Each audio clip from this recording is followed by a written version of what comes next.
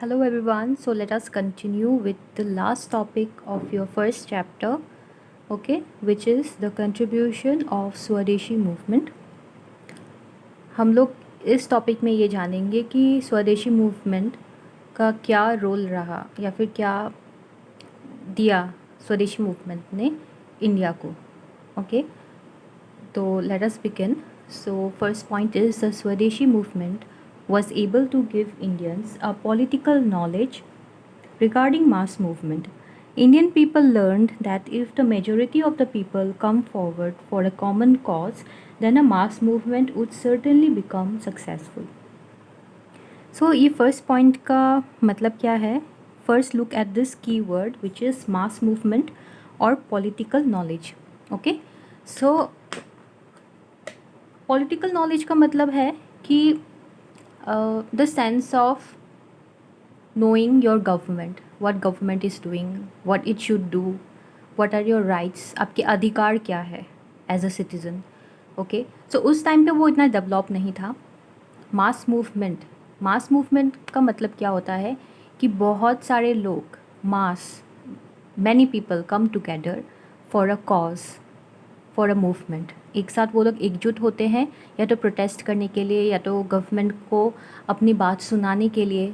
Okay, आज के time पे ये बहुत कॉमन है. जैसे कि आपको याद होगा, अगर आप लोग न्यूज़ वगैरह देखते हो तो कुछ टाइम पहले किसानों का मास मूवमेंट हुआ था इंडिया में. ओके, है ना. और फिर देयर आर मैनी एग्जाम्पल. जब आप लोग शायद बहुत छोटे होंगे तब अन्ना हज़ारे जी का मास मूवमेंट हुआ था. ओके, आप लोग ने क्या पता सुनी हो ये बातें. So this are known as mass movement. तो ये अभी तो ये बहुत कॉमन चीज़ है, लेकिन तब ये इतनी कॉमन नहीं थी इंडिया में कि मास मूवमेंट करना, ब्रिटिश गवर्नमेंट के ख़िलाफ़ खड़े होना, क्योंकि बहुत से लोग पढ़े लिखे नहीं थे. सो स्वदेशी मूवमेंट बिगिनिंग में तो स्कॉलर्स लोगों ने, इंटेलेक्चुअल्स जिसको बोलते हैं, जैसे कि रविंद्रनाथ टैगोर, इन लोगों ने स्टार्ट किया था. तो इनको पता था कि पॉलिटिकल सेंस क्या होता है, उनका अधिकार क्या है, क्या सही है क्या गलत हो रहा है उनके साथ. उनको इस चीज़ का आइडिया था. किनको आइडिया नहीं था? जो इतने ज़्यादा एडुकेटेड नहीं थे या फिर जो अपने रेगुलर सी ज़िंदगी में जी रहे थे. ओके, जैसे हम बोल सकते हैं मज़दूर या फिर कॉमन पीपल. ओके, जिनको इतनी नॉलेज या फिर एजुकेशन नहीं मिल पाया था and they couldn't figure out what was happening to them.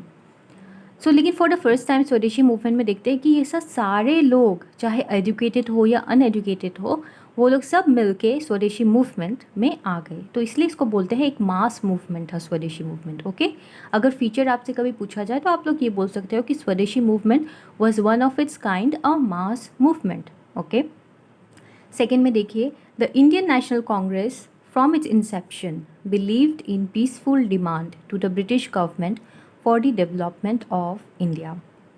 तो ये बात मैंने पहले भी बताई हुई है कि इंडियन नेशनल कांग्रेस जब वो स्टार्ट हुई थी, इंसेप्शन मीन्स बिगिनिंग, स्टार्टिंग 1885 में. 1885 से लेके स्वदेशी मूवमेंट के पहले तक it was in the moderate phase. Okay, so उस टाइम पे क्या होता था, इट बिलीव्ड कि ब्रिटिश गवर्नमेंट उनकी बात सुनेगी, in the forms of prayer करेंगे, वो लोग जाके उनसे रिक्वेस्ट करेंगे, ऐसे टाइप का. It was like more formal. जैसे कि आप ऑफिस में अगर कुछ काम करवाने जाते हो, आपको एप्लीकेशन देना पड़ता है कि प्लीज़ मेरा ये कर दीजिए, है ना, एक्सेट्रा एक्सेट्रा. तो वैसे वो लोग बिलीव करते थे. ठीक है, लेकिन ये सिचुएशन, कांग्रेस का जो आउटलुक है वो ड्रास्टिकली चेंज हो जाता है. कब? During the Swadeshi movement. Congress party को तब रियलाइज़ होता है कि इंडिया का जो प्रोग्रेस है या फिर डेवलपमेंट है, ब्रिटिश गवर्नमेंट से अगर करवाना है तो सिर्फ मास स्ट्रगल या फिर मास मूवमेंट से ही होगा. तो इसलिए आप आगे भी पढ़ोगे, देखोगे कि स्वदेशी मूवमेंट के बाद इंडियन नेशनल कांग्रेस ने अपना वो पुराना तरीका ऑलमोस्ट छोड़ ही दिया. कुछ मेंबर्स ने जारी रखा, लेकिन बहुत सारे मेंबर्स ने पुराना तरीका छोड़ दिया और they believed, they started doing mass movement ताकि ब्रिटिश उनकी बात सुने. थर्ड पॉइंट में देखिए, reigning over the post of viceroy Lord Curzon declared. पहले तो मैं आपको बता दूं कि कर्जन का स्पेलिंग ऑब्वियसली रॉन्ग है, CURZON होना चाहिए. Okay, so let us continue. Reigning over the post of viceroy Lord Curzon declared, administration and exploitation will go hand in hand. So ये उनका व्यू था, मानना था लॉर्ड कर्जन का, कि जो एडमिनिस्ट्रेशन है, जो अथॉरिटी है, जो सिस्टम को चलाती है गवर्नमेंट, वो, और लोगों का एक्सप्लॉयटेशन। एक्सप्लॉयटेशन मतलब मिसयूज़, लोगों को हानि पहुंचाना, ओके, उनके जाने बिना उनसे प्रॉफिट लेना। इन द सेंस एक्सप्लॉयटेशन का मीनिंग, अगर सपोज़ मैं एग्जांपल देके समझाऊं कि सपोज़ आपने एक बच्ची को घर में काम पे रखा हुआ है, ओके, एज अ मेड रखा हुआ है, उसको एज अ सर्वेंट रखा हुआ है, एंड उससे सारा काम करवाते हो आप दिन रात, ओके, और उसको पैसे नहीं देते, उसको बस 2 टाइम का खाना देते हो, उसको स्कूल भी नहीं भेजते। तो इस तरीके का चीज़ क्या हुआ, एक्सप्लॉयटेशन हो गया, ठीक है। मतलब वो जितना डिज़र्व करती है उसको उतना कंपनसेशन नहीं मिल रहा है, मनी नहीं मिल रहा है, या फिर उसे ज़रूरत से ज़्यादा उससे काम करवाया जा रहा है।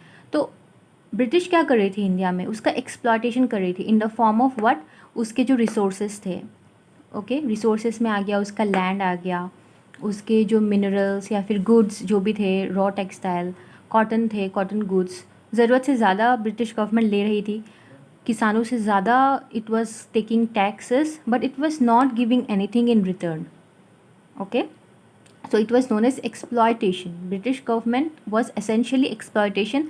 एंड इसी वजह से इंडियन नेशनल कांग्रेस या फिर जो भी मास मूवमेंट हुआ बाद में इंडिया में, इसी वजह से हुआ, because people were feeling this government is not for us, is not for working for us, it is just it is it believes only in superiority of British, सिर्फ Britain का अच्छा होना चाहिए, इंडिया का कुछ अच्छा नहीं होना चाहिए, ऐसा था। तो ये तो पता ही चल गया, वाइस रॉय ने ऐसे बोला, लॉर्ड कर्जन ने तो बोल ही दिया, administration and exploitation will go hand in hand, okay, so it was a very bad thing to say, okay.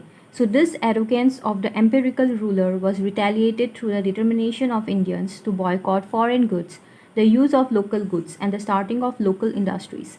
Therefore, the Swadeshi movement will always be remember in the history of economic and industrial development of India. सो मैं एक और point यहाँ पे रखना चाहूँगी कि British exploitation कैसे कर रही थी। एकदम सिंपल सा एग्जांपल है, इंडिया में कॉटन बहुत उग रहा था, है ना, वो एक रॉ मटेरियल था कॉटन। सो उसको ब्रिटिश क्या करती थी, कम दाम में यहाँ से लेके जाती थी रॉ कॉटन को, अपने ब्रिटेन के फैक्ट्रियों में उनसे कपड़ा बनवाती थी, ओके, मशीन मेड गुड्स बहुत सारा बनता था, क्योंकि मशीन मेड्स था, कम टाइम में बहुत सारा गुड्स बनता था, और फिर उस अपने ही इंडिया के ही बने हुए कॉटन के कपड़े को यहाँ पे इंडिया में बेचती थी, वो भी दोगुने दाम में, है ना। तो जिसकी वजह से एक्सप्लॉयटेशन हुआ कि नहीं। तो इसी मुद्दे की वजह से क्या हुआ, इंडियन लोगों ने स्वदेशी मूवमेंट स्टार्ट किया। मतलब कॉन्टेक्स्ट तो था partition of Bengal, but they realise कि ऐसा होता है, so they boycotted foreign goods, the use of local goods and local industries became huge, ठीक है।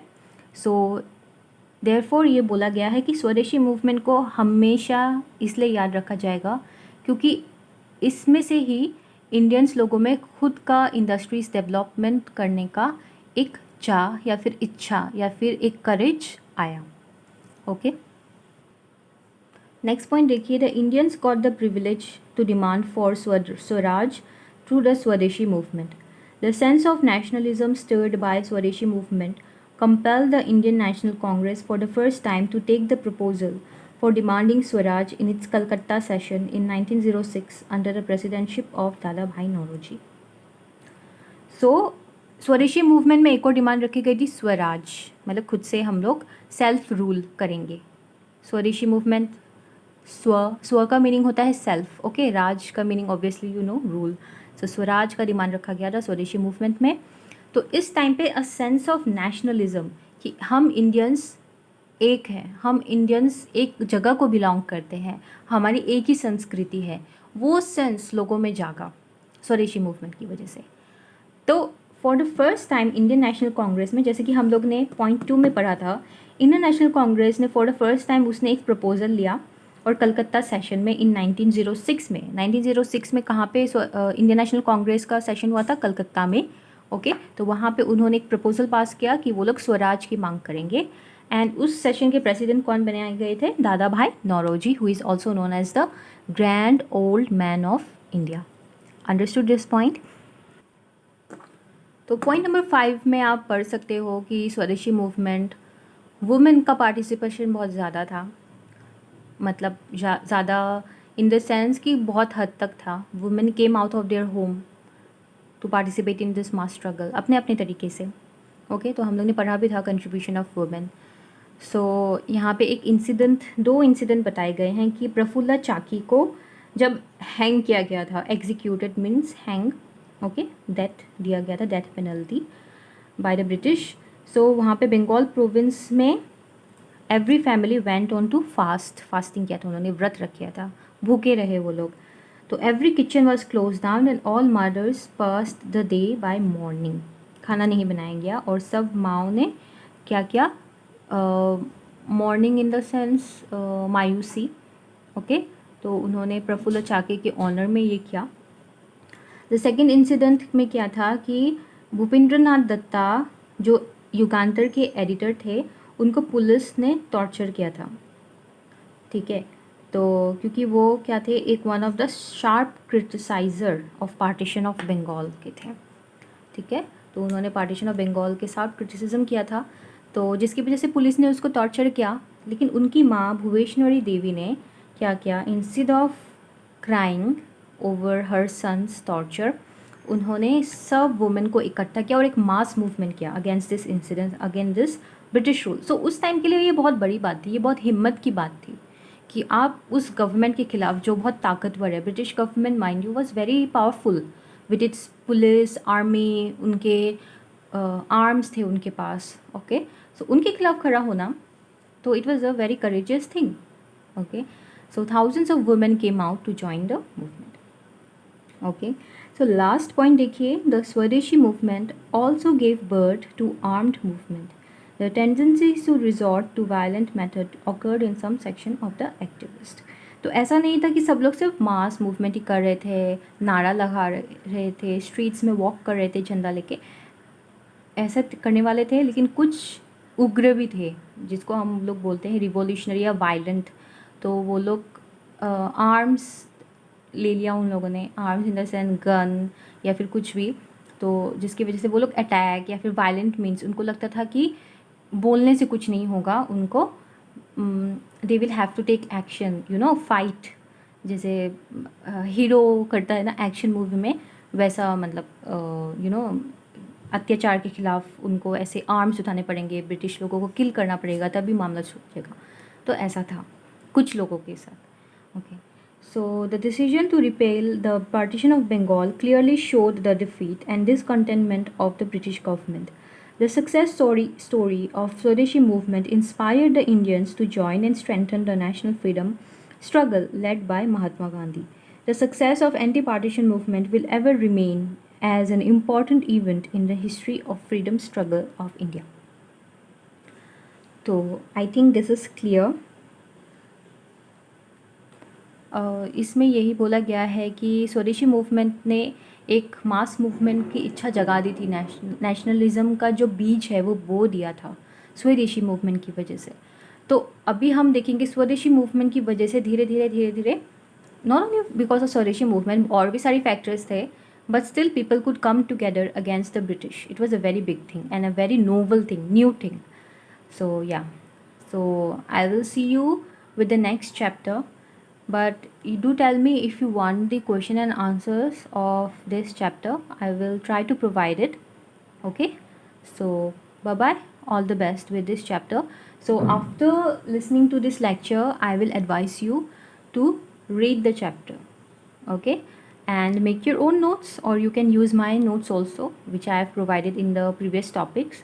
So in this way, before the exam you will be able to do quick revision. Okay, so yeah, if you have any doubt तो मुझसे पूछिएगा. So yeah, thank you, bye bye.